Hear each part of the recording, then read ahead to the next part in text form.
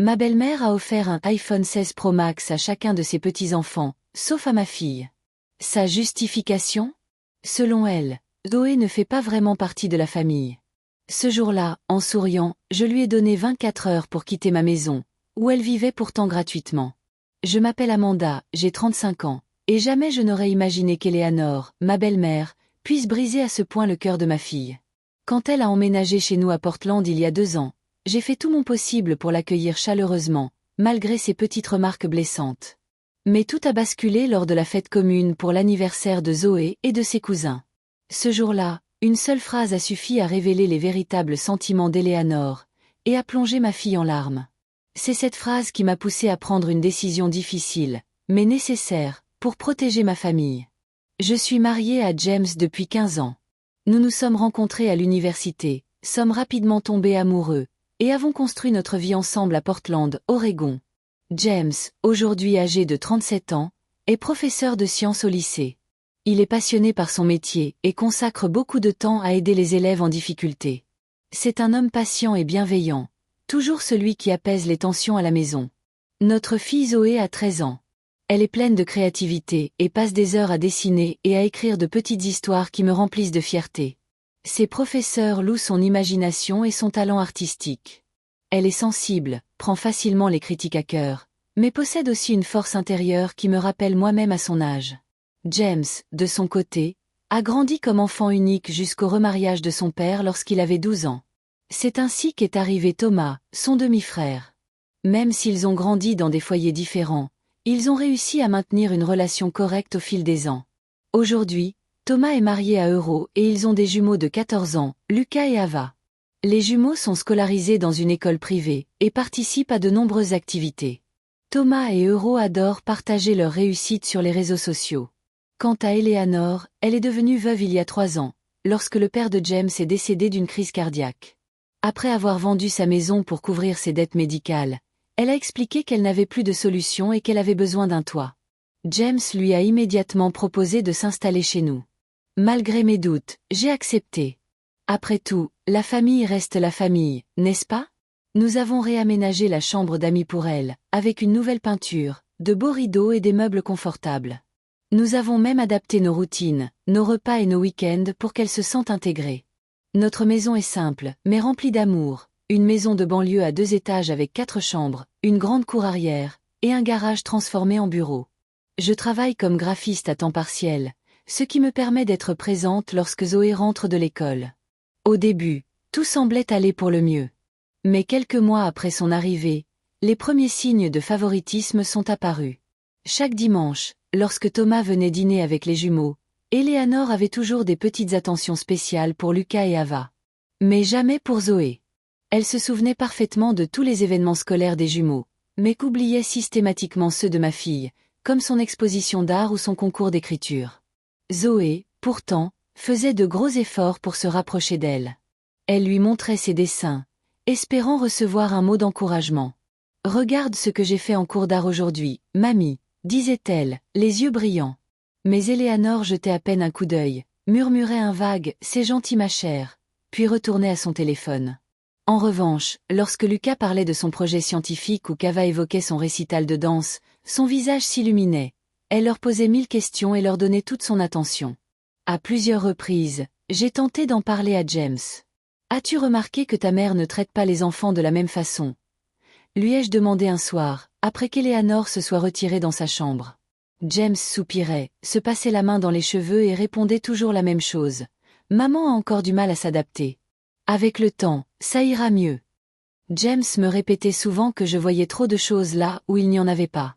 Selon lui, sa mère se sentait simplement plus proche des jumeaux parce qu'ils partageaient les mêmes passions sportives que son père. Je laissais tomber ces discussions, mais au fond de moi, le malaise grandissait à chaque nouvelle indifférence envers Zoé. Sur le plan financier, nous vivions confortablement, même si nous restions prudents. Le salaire d'enseignant de James, combiné à mes revenus de graphiste indépendante, suffisait à couvrir nos besoins. Mais entre les dépenses pour aider Eleanor à s'installer et les frais courants que nous prenions souvent en charge pour elle, nos économies avaient été sérieusement entamées. Eleanor contribuait très peu aux frais de la maison, prétextant que sa pension ne lui permettait de payer que ses médicaments et ses besoins personnels. Nous ne lui avions jamais demandé de preuves, préférant lui faire confiance. Pendant ce temps, Thomas et Euro menaient une vie bien plus aisée. Tous deux travaillaient dans des entreprises prospères, vivaient dans un quartier chic, s'offraient des vacances luxueuses et gâtaient leurs enfants avec les dernières nouveautés technologiques ou vestimentaires. Je ne leur ai jamais envié leur réussite. Mais parfois, malgré moi, je voyais Zoé souffrir des comparaisons implicites.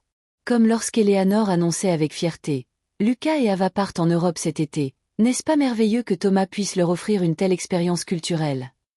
Sous-entendant presque que nous n'en faisions pas assez pour notre fille. Malgré ces tensions, nous avons continué à maintenir des repas de famille réguliers, à partager les fêtes et à nous retrouver certains week-ends. Thomas et Euro étaient courtois, même si souvent absorbés par leur propre réussite, tandis que leurs enfants, comme beaucoup d'adolescents, restaient scotchés à leur téléphone.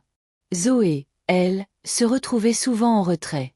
Elle s'installait dans un coin avec son carnet de dessins ou un livre, tentant parfois d'entamer une conversation avec ses cousins, mais sans grand succès. Avec le temps, la présence d'Eleanor s'est transformée en une nouvelle normalité. J'avais appris à protéger Zoé des comparaisons les plus douloureuses, tandis que James continuait à excuser le comportement de sa mère. Eleanor, quant à elle, s'était installée confortablement dans son rôle de matriarche, imposant subtilement son influence sur l'ambiance de notre maison.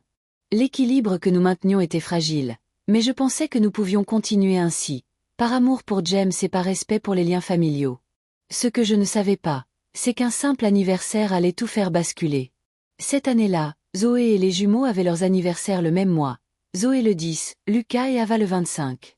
D'habitude, chacun avait sa propre fête, mais pour marquer leur entrée dans l'adolescence, Eleanor a suggéré une célébration commune. Ce serait tellement plus simple et plus spécial, avait-elle lancé.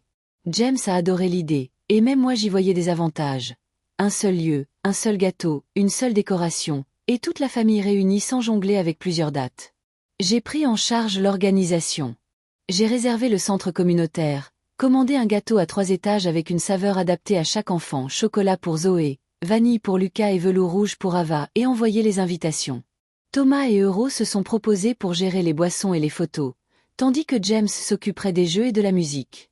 Zoé était aux anges. Elle attendait ce moment avec impatience depuis des mois. « Maman, quand j'aurai 13 ans, est-ce que je pourrai refaire ma chambre ?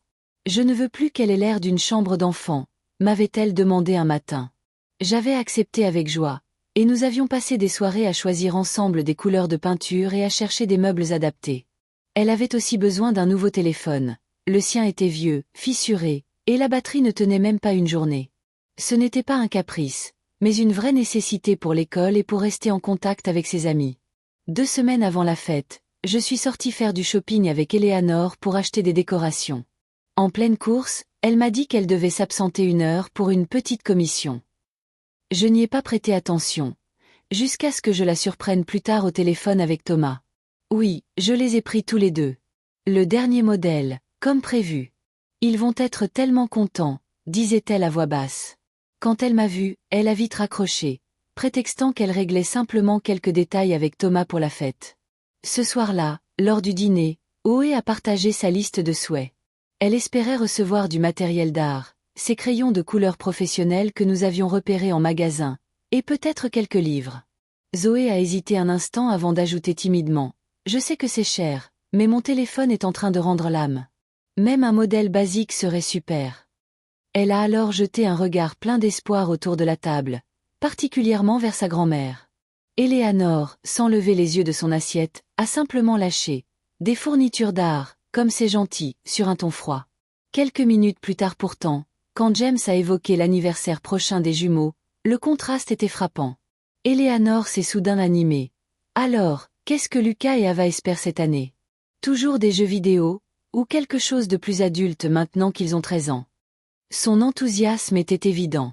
J'ai vu le visage de Zoé s'assombrir légèrement, avant qu'elle ne force un sourire pour cacher sa déception. James avait travaillé tout l'été, donnant des cours supplémentaires, uniquement pour pouvoir offrir un beau cadeau à sa fille. « Je veux lui acheter ce téléphone », m'a-t-il confié un soir après qu'elle soit allée se coucher. Elle le mérite, et elle en a vraiment besoin pour l'école. J'étais d'accord, même si je m'inquiétais un peu de la dépense. Grâce aux économies mises de côté et à l'argent gagné en plus, nous pouvions y arriver, même si ce serait un effort. Autour de cette période, j'ai retrouvé mon amie Rachel pour un café. Je lui ai raconté à quel point je me sentais impuissante face à l'attitude d'Eleanor. C'est comme si elle ne voyait même pas Zoé, lui ai-je confié. Ou pire, qu'elle la considérait comme moins digne d'attention que les jumeaux. Rachel, qui avait connu des problèmes similaires avec ses beaux-parents, m'a conseillé de commencer à documenter ce comportement. Pas pour créer un conflit, a-t-elle précisé, mais pour montrer clairement les faits à James. Parfois, on ne voit pas les schémas tant qu'on ne les met pas noir sur blanc. Le week-end avant la fête, Zoé et moi avons passé la matinée à préparer des biscuits pour sa classe. Pendant que nous mélangions les ingrédients, elle s'est tournée vers moi. « Tu crois que mamie aimera la carte de remerciement que je lui ai faite ?» J'ai passé beaucoup de temps dessus. Son regard plein d'espoir m'a bouleversée. Malgré toutes les années de rejet subtil, ma fille cherchait encore à obtenir son approbation. « Elle est magnifique, ma chérie », lui ai-je répondu avec sincérité. N'importe qui serait touché de recevoir une carte aussi attentionnée.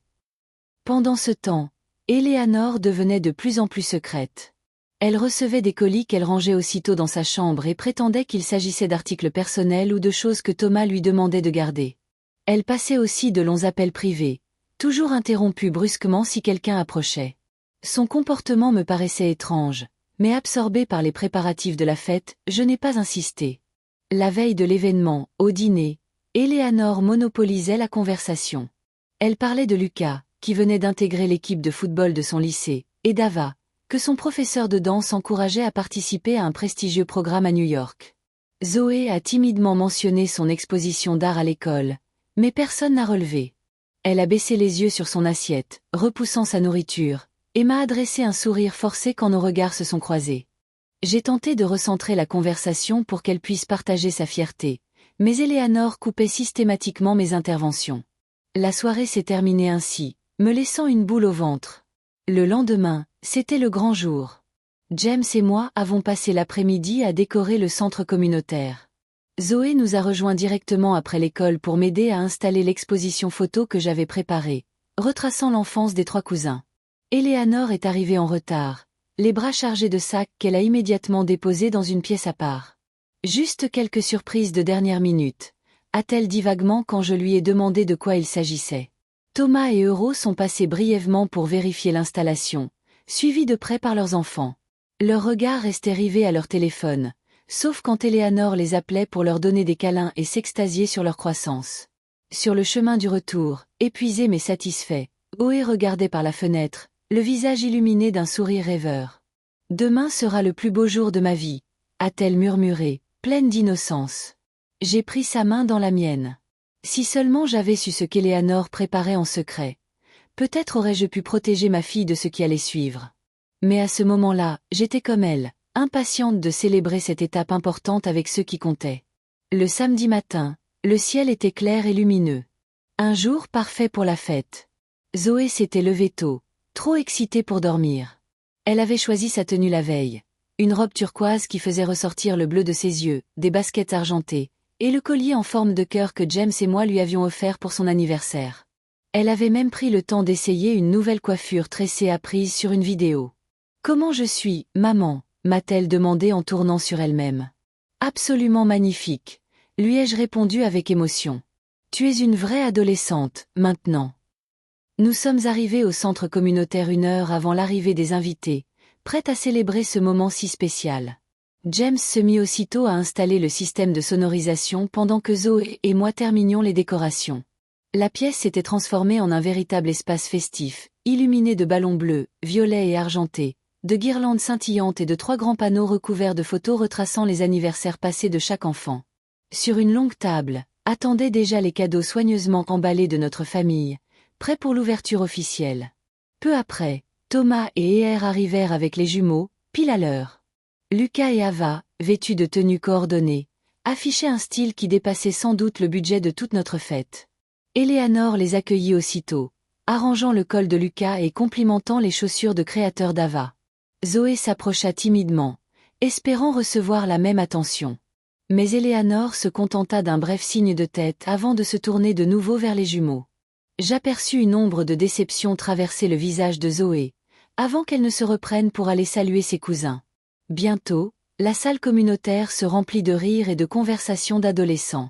Nous avions invité les camarades de classe, des voisins et la famille élargie, environ 40 personnes en tout. Les activités préparées par James remportèrent un franc succès. Un photomaton avec des accessoires délirants, un coin karaoké et plusieurs espaces de jeu où les groupes d'amis se formaient et se défaisaient au fil de la soirée. Zoé, d'abord nerveuse, se laissa peu à peu emporter par l'ambiance et finit par s'amuser sincèrement. À travers la salle, James et moi échangeâmes un regard complice et un sourire soulagé. Malgré la tension latente avec Eleanor, tout se déroulait comme prévu. La table du buffet regorgeait de petites merveilles appréciées des adolescents, mini-burgers, bar à hot dog personnalisables, brochettes de fruits, desserts variés, et bien sûr, le gâteau d'anniversaire. Eleanor, de son côté, avait insisté pour apporter ses fameuses farcies, bien que je savais pertinemment qu'aucun enfant n'en voudrait. Et, comme prévu, ils restèrent intacts, tandis que les autres mets disparaissaient rapidement. Lorsque le moment du gâteau arriva, une magnifique création à 3 étages fit son entrée, ornée de 13 bougies sur chaque niveau. Les invités se regroupèrent, téléphone levé pour immortaliser l'instant. Zoé, Lucas et Ava se placèrent derrière le gâteau, Zoé au centre puisque son anniversaire était le plus proche. Après les chants et les vœux, les 3 soufflèrent leurs bougies à l'unisson, déclenchant une salve d'applaudissements. James s'empressa de couper et distribuer les parts. Vint ensuite l'ouverture des cadeaux, un moment attendu de tous. Installés sur 3 chaises à l'avant, les adolescents commencèrent à découvrir les présents de leurs amis et de la famille. Livres, cartes cadeaux, vêtements, petits objets précieux. Zoé reçut notamment un carnet de croquis offert par sa meilleure amie Lily, des fournitures d'art de la part de plusieurs camarades et des livres des voisins. À chaque fois, elle remerciait chaleureusement, et sa pile de cadeaux ne cessait de grandir. Alors que la distribution touchait à sa fin, Eleanor se leva soudainement, attirant l'attention de toute la salle. D'une voix forte, elle annonça avoir préparé quelque chose de spécial pour ses petits-enfants. Elle disparut un instant puis revint avec 2 boîtes identiques, ornées de nœuds dorés. Leur taille ne laissait guère de doute. Elles contenaient des téléphones. Je sentis mon estomac se nouer. Eleanor remit les paquets à Lucas et Ava, qui s'empressèrent de les déballer. Des exclamations enthousiastes fusèrent lorsqu'ils découvrirent chacun un iPhone 16 Pro Max flambant neuf, le dernier modèle sorti quelques semaines plus tôt. Non pas une version basique, mais la plus chère, avec la plus grande capacité de stockage, valant plus de 1000 $ pièce. Lucas, surexcité, sauta dans les bras de sa grand-mère, suivi par Ava qui la remerciait avec des yeux brillants. Eleanor savourait leur joie, répétant bien fort pour que tous entendent, seulement le meilleur pour mes petits-enfants. Peu à peu, un silence se fit dans la salle, chacun réalisant l'extravagance du geste. Tous les regards se tournèrent vers Zoé. Elle restait immobile, les mains posées sur ses genoux, avec une expression de doute mêlée d'espoir. Elle attendait que sa grand-mère sorte un 3e paquet, puisqu'ils étaient 3 à fêter leur anniversaire. D'une petite voix, elle finit par demander « Mamie, tu m'as aussi acheté quelque chose ?» Le regard qu'Eleanor posa sur elle me glaça le sang. Il n'était ni gêné ni contrit. Il était froid, presque agacé. « C'est tout ce que j'ai, » répondit-elle sèchement. « Je n'ai acheté de cadeaux qu'à mes vrais petits-enfants. » La pièce entière se figea. Une 40aine de personnes retinrent leur souffle, incapables de croire ce qu'elles venaient d'entendre. Le visage de Zoé se décomposa. « Qu'est-ce que tu veux dire ?» demanda-t-elle d'une voix tremblante. Eleanor haussa les épaules avec désinvolture. « Tu ne fais pas vraiment partie de la famille, ma chère. Pas par le sang, en tout cas. » Ces mots m'atteignirent comme un coup violent. Elle faisait allusion au fait que Zoé avait été adoptée, une réalité que nous n'avions jamais cachée, mais qui n'avait jamais défini sa place dans notre famille. Zoé était notre fille chérie depuis le jour où nous l'avions accueillie dans nos bras après des années de lutte contre l'infertilité. La voir ainsi rejetée par sa grand-mère était impensable. Des larmes remplirent les yeux de Zoé et se mirent à couler sur ses joues. Elle se leva brusquement, sa chaise tombant en arrière dans un fracas, puis s'enfuit en pleurant. Sans hésiter, je la suivis, lançant à Eleanor un regard qui promettait que ce n'était pas terminé. Je retrouvai ma fille recroquevillée dans un coin des toilettes, les genoux contre la poitrine. Son maquillage avait coulé sous l'effet des larmes, et la joie qui illuminait son visage plus tôt avait disparu. Je m'agenouillai près d'elle et la pris dans mes bras. Elle se blottit contre moi, secouée de sanglots. « Pourquoi elle me déteste, maman ? Qu'est-ce que j'ai fait ?» sanglota-t-elle. « Rien, ma chérie. » Absolument rien, l'a rassuré Je en caressant ses cheveux. Le problème vient d'elle, pas de toi. Tu es notre fille dans tout ce qui compte. Je la tins ainsi de longues minutes, le temps qu'elle reprenne un peu de souffle. Puis je l'aidai à se rafraîchir et à se recoiffer. On peut partir si tu veux, lui dis-je doucement. Ou alors on retourne dans la salle pour lui montrer que ces mots ne peuvent pas te briser. Zoé inspira profondément et répondit d'une voix faible. Je veux rentrer à la maison. Mais je dois dire au revoir à mes amis d'abord. Quand nous revînmes, l'ambiance avait radicalement changé. James faisait face à sa mère, le visage rouge de colère. Je ne l'avais presque jamais vu ainsi. Comment as-tu pu lui dire ça, lança-t-il. Comment as-tu pu être aussi cruel avec un enfant? Avec ma fille. Éléanore, les bras croisés, répondit sans émotion. J'ai simplement dit la vérité. La fille est adoptée. Ce n'est pas une parente de sang. Lucas et Ava, eux, sont mes vrais petits-enfants. Thomas et Er, mal à l'aise, restaient en retrait. Les jumeaux, eux, exhibaient fièrement leur nouveau téléphone, comme indifférents à ce qui se passait autour d'eux. Les autres invités commençaient à ramasser leurs affaires, pressés de quitter cette scène tendue. La fête touchait à sa fin. Je guidai Oé vers ses cadeaux, l'aidant à les rassembler tout en lui permettant de dire un dernier au revoir à ses amis. Sa meilleure amie Lily la serra fort dans ses bras et lui murmura quelques mots qui arrachèrent un sourire fragile à travers ses larmes. Les amis de Zoé lui offrirent quelques gestes de soutien, une main posée sur son bras, un regard compatissant. Mais le trajet du retour se fit dans un silence lourd. Éléanore était venue avec nous à la fête, mais Thomas se proposa aussitôt de la raccompagner plus tard. Il voulait clairement l'éloigner de la situation. James serrait le volant avec force, jetant parfois un regard dans le rétroviseur vers Zoé, qui fixait la fenêtre d'un air absent, vidé par l'émotion. En arrivant devant la maison, je posai doucement ma main sur le bras de mon mari. Nous devons décider de ce qui vient après, lui soufflai-je. Il hocha la tête, le visage sombre. Nous savions tous deux qu'un cap avait été franchi.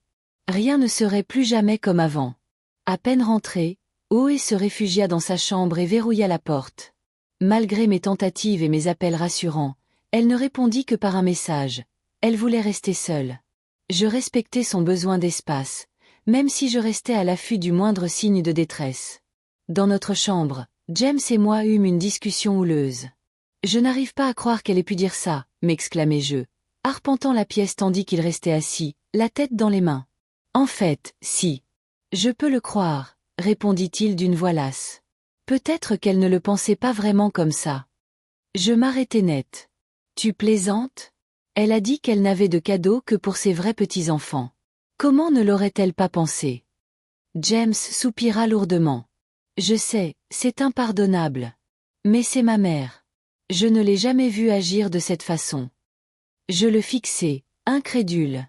Et Noël dernier, quand elle a offert une console hors de prix aux jumeaux mais seulement un vieux carnet à Zoé. Ou encore ce tournoi de basket où elle a conduit 2 heures pour voir Lucas, mais a refusé de parcourir 10 minutes pour l'exposition d'art de Zoé? Et toutes ces fois où elle oublie ses goûts, mais se souvient des moindres préférences des jumeaux? James, ça dure depuis des années. La seule différence, c'est qu'hier, elle a dit tout haut ce qu'elle pensait tout bas. Mon mari resta silencieux un long moment, jusqu'à admettre. Je suppose que je ne voulais pas le voir. C'était plus facile d'inventer des excuses que d'admettre que ma mère pouvait être aussi blessante. Tard dans la soirée, j'entendis des pleurs étouffés derrière la porte de Zoé. Je frappai doucement.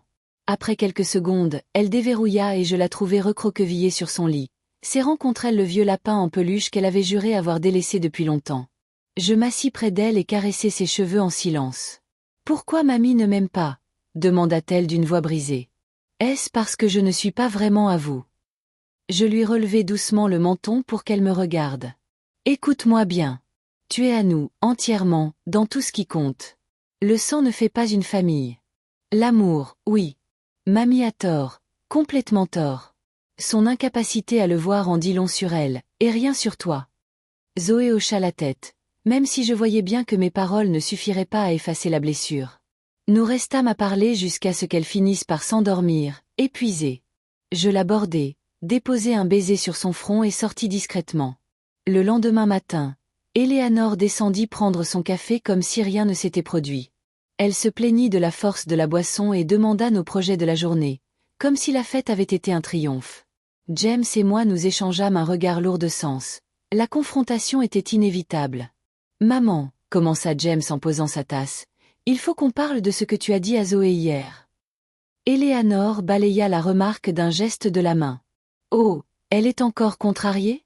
Les enfants d'aujourd'hui sont tellement sensibles.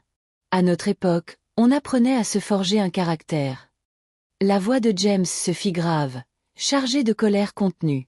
Tu as dit à ma fille qu'elle ne faisait pas partie de la famille. Tu l'as humiliée devant tout le monde, tout en couvrant ses cousins de cadeaux luxueux. Comment aurait-elle pu se forger face à ça? Eleanor soupira théâtralement, comme si toute cette discussion n'était qu'un caprice inutile. Je suis désolée si certains sentiments ont été blessés. Ce n'était pas mon intention, mais les faits sont là. James, ta fille est adoptée. Lucas et Ava sont mes parents biologiques. Je n'ai pas pu m'empêcher d'intervenir. Son nom est Zoé. Mais Eleanor répliqua froidement. Pas cette Zoé.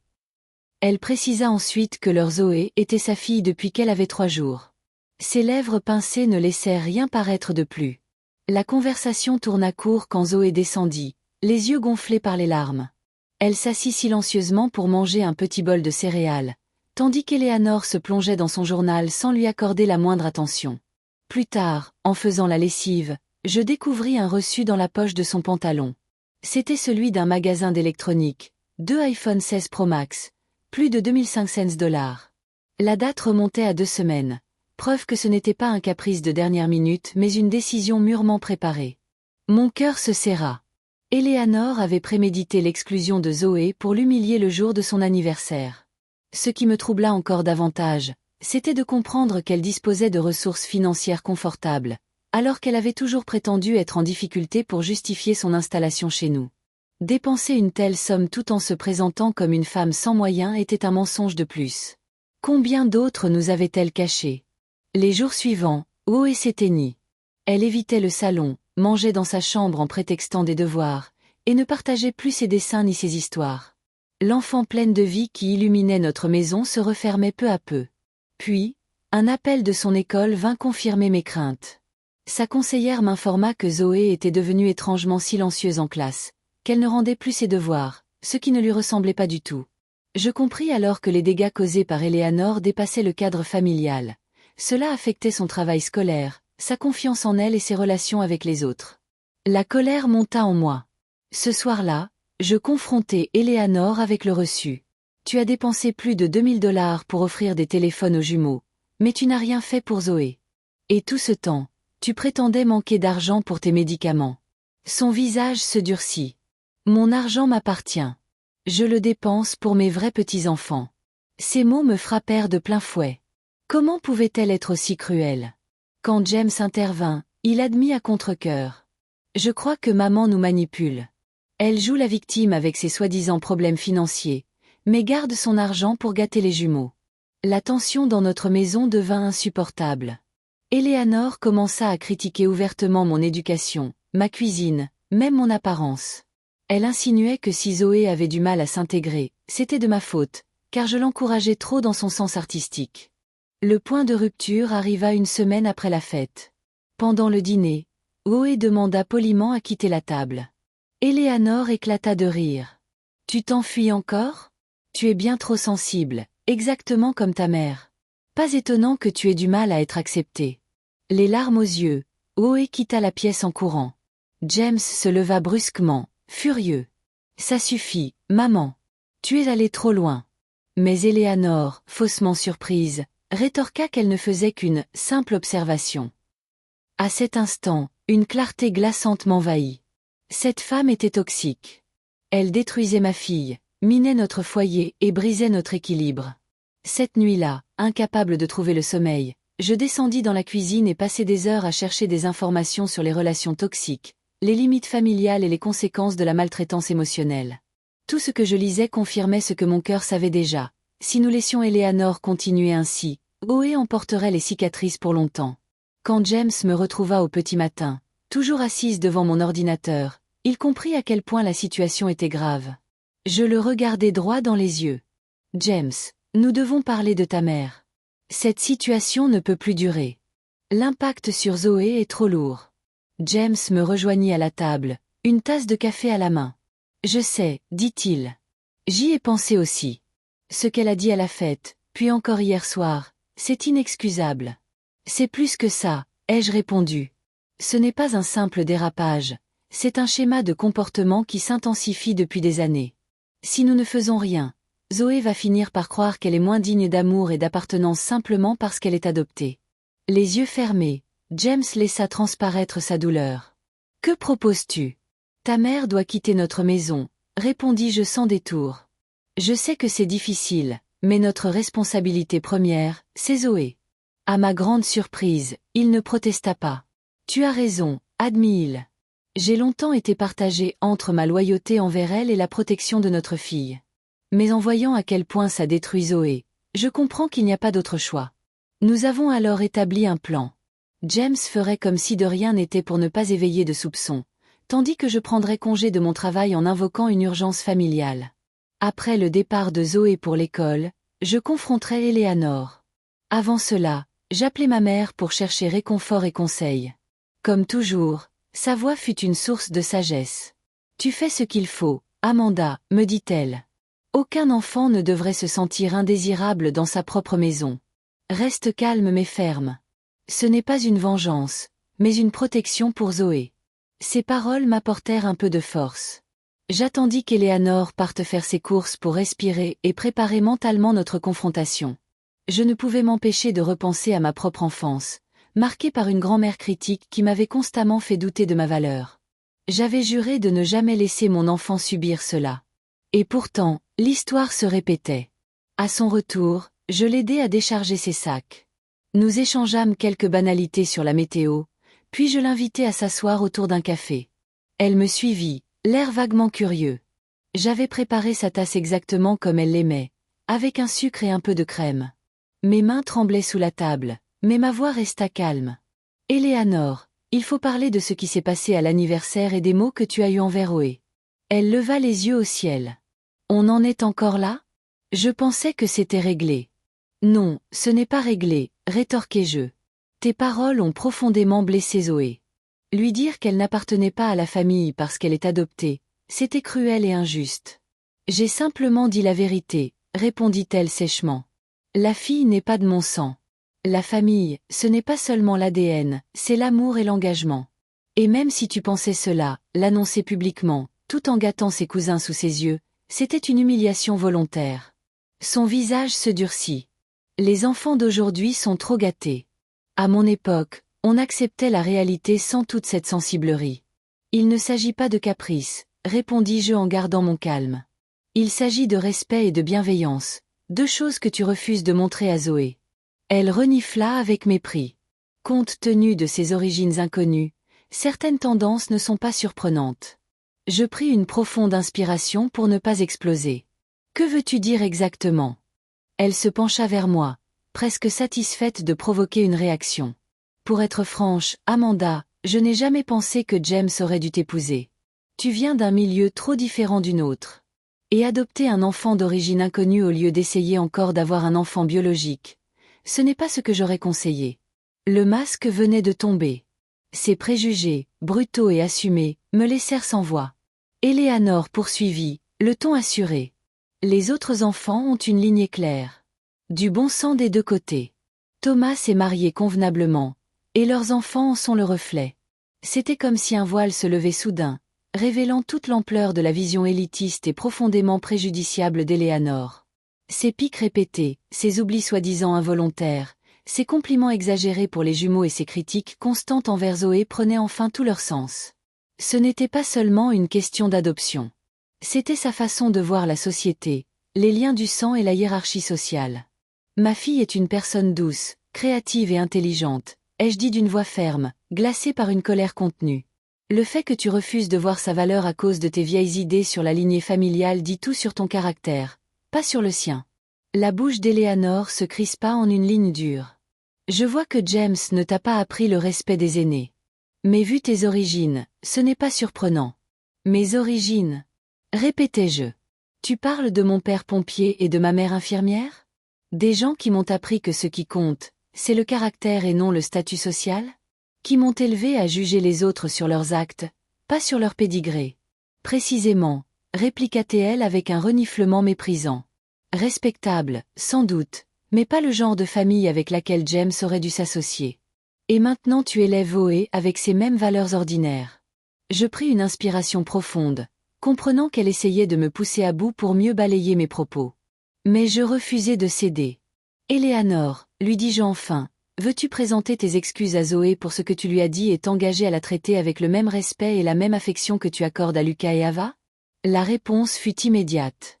Je n'ai rien à m'excuser. La vérité peut être difficile à entendre, mais elle reste la vérité. Cette fille n'est pas ma petite fille de sang, et je ne vais pas faire semblant du contraire. Je hochai lentement la tête.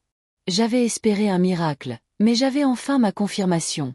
Je pris une respiration pour me préparer à la suite. Dans ce cas, tu vas devoir faire tes valises et quitter notre maison. Tu as 24 heures. Les yeux d'Éléanore s'écarquillèrent, choqués. Comment? Tu plaisantes? Non, répétai-je calmement. Tu as 24 heures pour trouver un autre logement. Mais c'est aussi la maison de James.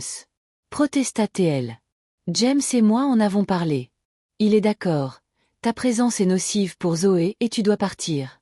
Elle explosa. C'est insensé. Où veux-tu que j'aille, avec si peu de temps? Tu as des options. Thomas a une chambre d'amis. Et si besoin, l'argent que tu as dépensé pour tes iPhones pourrait couvrir un hôtel en attendant. Mais quoi qu'il en soit, tu ne vivras plus ici après-demain matin. Son visage rougit de fureur. Tu n'as pas le droit de me mettre dehors. Je suis une femme âgée.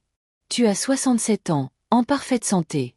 Tu as profité de notre hospitalité tout en accumulant ton argent et en brisant ma fille émotionnellement. Oui, dans ces conditions, je peux parfaitement te demander de partir. Éléanore se leva brusquement, brandissant son téléphone. James sera prévenu. Bien sûr, répondis-je avec calme. Il t'attend. Elle l'appela immédiatement, déversant sa version des faits, sa voix résonnant dans la cuisine. Ta femme m'accuse et me menace de me mettre à la rue après tout ce que j'ai fait pour vous. Je restai silencieuse, sirotant mon café, prête pour la suite. 20 minutes plus tard, James franchit la porte, ayant quitté son travail plus tôt. Éléanore se précipita vers lui, le soulagement peint sur son visage. Dieu merci, tu es là. Amanda croit pouvoir m'expulser en 24 heures. James la regarda, puis se tourna vers moi, son expression sérieuse. Asseyons-nous et discutons-en, dit-il en nous guidant vers le salon. Une fois installé, il se tourna vers sa mère. Amanda m'a parlé de votre conversation. Est-il vrai que tu as dit que Zoé n'était pas vraiment de la famille parce qu'elle est adoptée? Je n'ai fait qu'énoncer une évidence, se défendit Éléanore. La fille n'est pas ma petite fille biologique. Je n'ai pas le même lien avec elle qu'avec Lucas et Ava. Et tu as aussi dit qu'Amanda venait du mauvais milieu et que Zoé avait des origines inconnues et manquait de bonne lignée? James, la voix ferme, ne laissa rien passer. Éléanore hésita, réalisant peut-être à quel point ses paroles sonnaient cruellement lorsqu'elles étaient répétées. J'ai peut-être exprimé quelques préoccupations sur le maintien de certaines normes familiales, tenta-t-elle de nuancer. Chaque grand-mère veut le meilleur pour sa lignée. Le meilleur pour notre famille, rétorqua James lentement. C'est une grand-mère qui aime tous ses petits-enfants de manière égale, sans juger leur valeur sur la biologie ou le statut social. Éléanore feignit alors les larmes, gémissant. Tu sors tout de son contexte. Je suis une vieille femme qui parle trop franchement. Tu ne vas tout de même pas jeter ta propre mère dehors pour un malentendu? Ce n'est pas un malentendu, dit James d'un ton ferme. C'est un schéma de comportement qui blesse Zoé depuis des années. En tant que père, c'est mon rôle de la protéger, même si cela implique de prendre des décisions difficiles concernant la famille. Voyant sa manipulation échouer, Éléanore changea de tactique et appela Thomas, se présentant comme la victime d'une belle-fille irrationnelle. 1 heure plus tard, Thomas et sa femme étaient là, et notre salon devint le théâtre d'un sommet familial tendu. « Laisse-moi comprendre, » dit Thomas après avoir écouté chacun. « Tu veux mettre maman dehors parce qu'elle a acheté des téléphones pour mes enfants mais pas pour Zoé? » « Non, précisai-je, nous demandons à Éléanore de partir parce qu'elle a humilié publiquement Zoé, affirmant qu'elle ne faisait pas partie de la famille et en continuant de formuler des remarques blessantes qui sapent son estime de soi. » Thomas jeta un regard mal à l'aise à sa mère. « Maman, tu as vraiment dit ça? J'ai peut-être mal formulé mes pensées, admit-elle en s'essuyant les yeux, mais je n'ai jamais voulu blesser personne. Je vous aime tous. Voilà le problème, intervint James. Tu n'aimes pas tous tes petits-enfants. Tu favorises constamment Lucas et Ava et traites Zoé comme une option de seconde zone, au mieux une pensée après coup, au pire une intruse. Sa femme, qui était silencieuse jusque-là, ajouta doucement. Éléanore, je l'ai remarqué aussi. La manière dont tu parles des enfants est très différente. Tu loues tout ce que font Lucas et Ava, mais reconnais rarement ce que fait Zoé. Thomas semblait surpris, mais Éléanore était indignée. Tout le monde se ligue contre moi maintenant. Après tout ce que j'ai fait pour cette famille. Que fais-tu exactement, maman? Demanda James. Tu vis gratuitement chez nous depuis 2 ans, contribues peu aux dépenses, prétends être en difficulté financière et pourtant tu as assez d'économies pour offrir des cadeaux coûteux aux jumeaux. La discussion continua en cercle, Éléanore alternant entre justification et appel à la loyauté familiale. Thomas tenta d'abord de défendre sa mère, mais comprit peu à peu la gravité de la situation. Je ne savais rien de tout ça, admit-il. Ce que maman dit quand nous ne sommes pas là, ce n'est pas acceptable. Après près de 2 heures, Thomas proposa un compromis. Éléanore pourrait rester temporairement chez lui et sa femme le temps de trouver un logement. Notre chambre d'amis serait disponible, laissant à chacun l'espace nécessaire pour se calmer. Éléanore s'empara immédiatement de cette solution. Oui, c'est parfait. Je peux rester ici jusqu'à ce que tout se calme et qu'Amanda retrouve la raison. Il ne s'agit pas de retrouver la raison, déclarai-je fermement. C'est une limite permanente. Tu peux visiter notre maison si tu changes sincèrement et présentes de véritables excuses à Zoé, mais tu ne vivras plus ici. Éléanore ricana. Très bien, je m'excuserai si c'est nécessaire pour rester. Non, coupa James avec une fermeté surprenante. Des excuses forcées n'ont aucun sens. Il ne s'agit pas de prononcer les bons mots pour obtenir ce que tu veux. Il fallait que le changement soit réel. James et moi avons convenu que tout soutien financier futur serait minimal, compte tenu de la capacité d'Éléanore à se permettre des achats coûteux par elle-même. Thomas aiderait Éléanore à faire ses valises et à déménager ses affaires, et le lendemain, elle resterait temporairement chez Thomas et sa femme pendant qu'elle chercherait une situation indépendante. Quand Zoé rentra de l'école, elle s'arrêta net dans l'encadrement de la porte, dévisageant la scène familiale. La confusion sur son visage céda rapidement à une certaine appréhension en voyant les yeux rougis d'Éléanore. « Que se passe-t-il » demanda-t-elle, cherchant James et moi pour obtenir une explication. Nous l'invitâmes à nous rejoindre dans le salon, et en privé, James et moi lui expliquâmes la situation. « Mamie va déménager, dit James doucement. Elle restera chez l'oncle Thomas et sa femme pour un moment. » Sa voix trembla légèrement. « C'est à cause de moi ? » Non, ma chérie, répondis-je fermement. Ce n'est pas à cause de toi, mais à cause des choix et du comportement de mamie. Les adultes sont responsables de leurs propres actions et des conséquences qui en découlent. Zoé resta silencieuse un moment, absorbant l'information. Est-ce qu'elle est en colère contre moi ? Demanda-t-elle enfin. Mamie est contrariée par la situation, expliqua James avec précaution. Mais ce n'est en rien de ta faute. Nous voulons que notre maison soit un lieu où chacun se sent aimé et respecté. Et malheureusement, mamie ne t'a pas traité avec le respect que tu mérites. Plus tard dans la soirée, alors qu'Éléanore faisait un spectacle dramatique en emballant ses affaires, je décidai de sortir Zoé pour un moment. Allons acheter les fournitures d'art que tu voulais, lui proposai-je, pour la protéger de cette démonstration théâtrale. Au magasin, Zoé put choisir tout ce qu'elle désirait, des crayons professionnels au papier de qualité pour ses croquis. Puis, assise dans un salon de crème glacée, je profitai de ce moment pour lui rappeler certaines vérités importantes. Tu sais, la famille n'est pas une question de sang, lui dis-je. Il s'agit d'amour, d'engagement et d'être là les uns pour les autres chaque jour. Zoé hocha lentement la tête. Je sais, c'est juste blessant que mamie ne le voit pas comme ça. Certaines personnes, surtout dans les générations plus âgées, ont des idées très rigides sur ce qui fait une famille, expliquai-je. Ces idées sont dépassées et fausses. Tu es notre fille dans tous les sens qui comptent, et rien ne pourra changer cela. Zoé resta silencieuse un moment, son regard pensif sur sa crème glacée. Penses-tu que mamie changera un jour d'avis à mon sujet ? Je ne sais pas, ma chérie, répondis-je avec prudence. Les gens peuvent changer s'ils le veulent, mais ils doivent d'abord reconnaître qu'il y a un problème. Ce que je sais, c'est que nous ne laisserons jamais personne te faire sentir moins précieuse ou moins aimée, même si c'est un membre de la famille. Sur le chemin du retour, Zoé semblait plus légère, comme si un fardeau avait été levé. La guérison ne faisait que commencer, mais retirer la source de la douleur quotidienne avait déjà un effet positif. Le lendemain matin, la tension était palpable. Eleanor se préparait pour son départ définitif. Thomas arriva à 9 heures pour aider à transporter ses affaires dans son SUV, tandis que James prenait sa journée pour superviser et soutenir Zoé, qui restait calme mais semblait plus détendue qu'elle ne l'avait été depuis des semaines. Le petit déjeuner fut froid et distant. Eleanor picorait sa nourriture et se plaignait de son expulsion et de sa vieillesse supposée abandonnée. James resta ferme mais respectueux, ignorant ses tentatives de culpabilisation. Zoé mangea rapidement et s'excusa pour se préparer à l'école, clairement désireuse d'éviter un au revoir difficile. Avant de partir, Zoé s'approcha timidement d'Eleanor dans le couloir, essayant de rester mature malgré la douleur. « Au revoir, mamie », dit-elle doucement. « J'espère que tu seras bien chez l'oncle Thomas. » La réponse d'Eleanor fut froide, ses lèvres serrées, sans affection, sans étreinte, sans remords. Même à ce dernier instant, elle ne put montrer de chaleur envers l'enfant qu'elle avait blessé. Zoé redressa le menton, gardant sa dignité intacte, et sortit pour attraper son bus.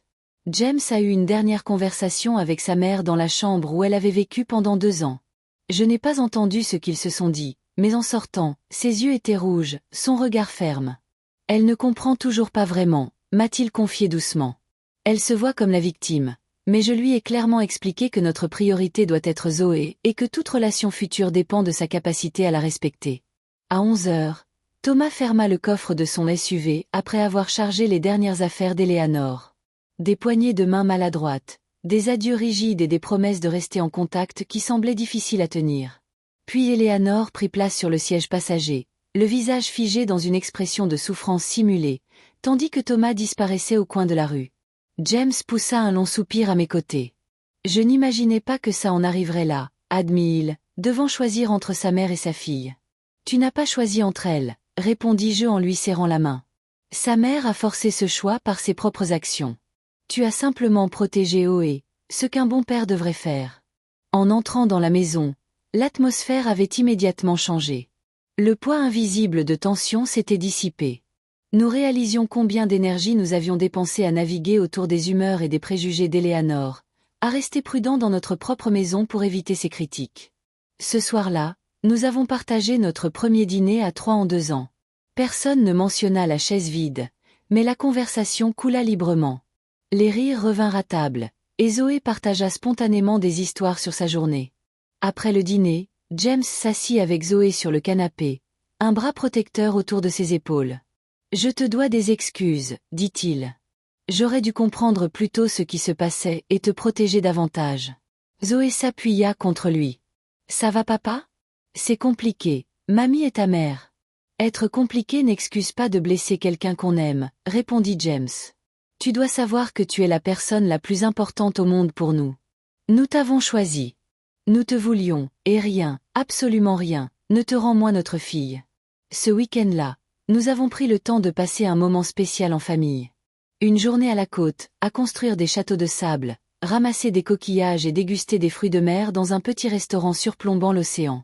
Ce n'était pas extravagant, mais un investissement conscient pour reconstruire le sentiment de sécurité et d'appartenance de Zoé. Dans les semaines suivantes, nous avons appris qu'Eleanor s'était installée chez Thomas et sa femme. Cette situation créait déjà une certaine tension. Thomas appelait James de temps en temps, pour se plaindre du comportement difficile de sa mère ou signaler de petites améliorations. Et R, quant à elle, avait plusieurs discussions franches avec Eleanor sur son attitude envers Zoé, reçues avec différents degrés de défensive. Pour notre part, nous avons maintenu un contact limité avec des limites claires.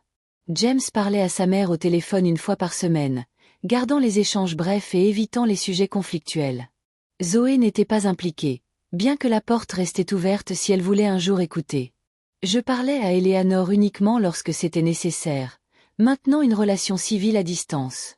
Nous avons également commencé des séances de thérapie familiale pour aider Zoé à surmonter cette expérience. Notre thérapeute, le docteur Martinez, nous a aidés à comprendre les dynamiques qui avaient permis à la situation de se développer et nous a fourni des outils pour la guérison. Elle expliqua que ce qui s'était passé constituait une forme de maltraitance émotionnelle. Nommer les choses ainsi n'avait pas pour but de diaboliser Eleanor, mais de valider l'expérience de Zoé et de s'assurer qu'elle soit correctement traitée. Le rétablissement de Zoé fut graduel mais constant.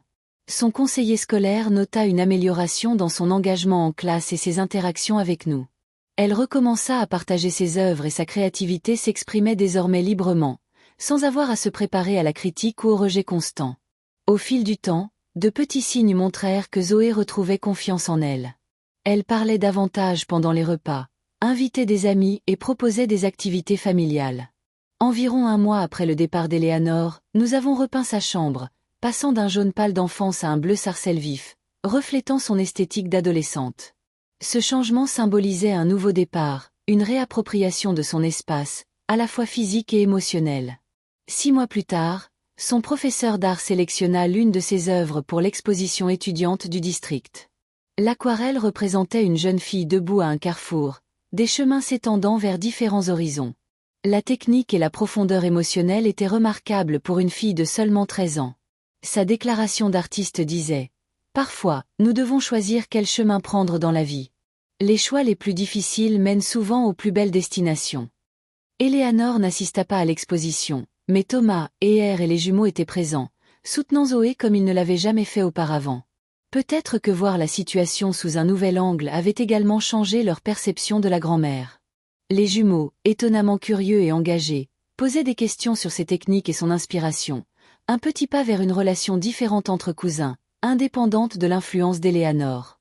Alors que j'observais Zoé expliquer son œuvre avec confiance et passion, je repensais au chemin difficile que nous avions parcouru. La douleur était réelle, les confrontations inconfortables, et les liens familiaux tendus. Mais en la protégeant, en nous tenant fermement face aux tentatives de sap de sa valeur, nous avions créé un espace pour qu'elle s'épanouisse.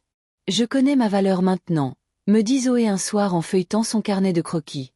Je sais que la famille, c'est ceux qui t'aiment, pas ceux avec qui tu partages ton ADN. Ces mots, chargés de sagesse dans sa jeune voix, me firent monter les larmes aux yeux. À travers toute cette douleur, elle avait développé un sens de soi solide et une compréhension profonde de ce qui compte dans les relations. Le rejet d'Éléanore, aussi douloureux soit-il, avait conduit à des leçons puissantes sur la défense de soi et la reconnaissance du comportement toxique, même au sein de la famille. Notre histoire n'a pas de « fin parfaite ». Éléanore n'a pas changé miraculeusement ni reconnu ses erreurs. Les réunions de famille restent complexes, et certaines relations sont encore en reconstruction. Mais notre maison est redevenue un sanctuaire, un lieu d'acceptation et d'amour où Zoé peut s'épanouir sans chercher constamment l'approbation de quelqu'un incapable de la donner. Ce parcours nous a tous appris que protéger nos enfants signifie parfois faire des choix douloureux, poser des limites fermes et supporter la désapprobation des autres. Il nous a rappelé que la famille se définit par l'amour et l'engagement, non par la biologie ou les attentes sociales. Et surtout, il nous a appris que Zoé est digne de respect et d'appartenance exactement telle qu'elle est. Avez-vous déjà dû tenir tête à un membre de votre famille pour protéger quelqu'un que vous aimez? Partagez vos histoires dans les commentaires. Si cette histoire vous a touché, n'hésitez pas à liker et à vous abonner pour découvrir d'autres récits sur la façon de naviguer dans les dynamiques familiales complexes et de défendre ce qui est juste. Merci de m'avoir écouté, et souvenez-vous, parfois, la famille que nous choisissons est plus importante que celle dans laquelle nous sommes nés. Pour découvrir d'autres histoires bouleversantes et inspirantes comme celle-ci, abonnez-vous à notre chaîne. Nous publions chaque jour des récits qui explorent les vérités cachées derrière les familles et les relations.